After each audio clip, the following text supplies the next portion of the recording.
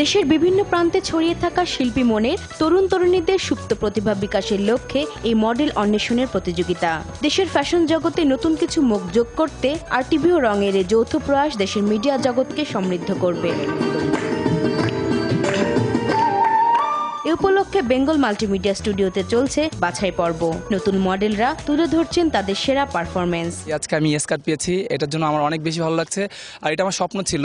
RTV and রং যে কাজটা করতেছে আমাদের জন্য অনেক হেল্পফুল। পরবর্তী ধাপে যাওয়ার স্কার্ট ও বাদ পড়ার পর্বে দুরকম অনুভূতি প্রতিযোগীদের। মডেলিং করতে চাই কিন্তু র্যাম্প বা ক্যাটওয়াক এগুলো সম্পর্কে তেমন একটা আইডিয়া থাকে না, তো গ্রুমিং করার ফলে আমরা এই ব্যাপারে আরো বেশি ম্যাচিউরড হব। না, আমি হতাশ হইনি, এটা আমার লাইফে ফার্স্ট এক্সপিরিয়েন্স ছিল। মডেল হান্টের বিচারকের দায়িত্বে আছেন দেশের প্রতিষ্ঠিত মডেল ও রূপ বিশেষজ্ঞরা। ব্যতিক্রমী এই উদ্যোগ থেকে ভালো মানের মডেল পাওয়ার আশা করছেন আয়োজকরা।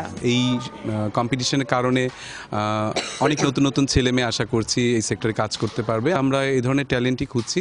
I think that's a good platform for the newcomers, so they can come here, give auditions, and we can select them, and they can do well in our industry. এটা নিয়ে অনেক আশাবাদী যে ভালো ভালো মডেল আমরা পাবো। দেশের বিভিন্ন প্রান্ত থেকে আসা প্রায় 200-র বেশি প্রতিযোগী এতে অংশ নিয়েছেন।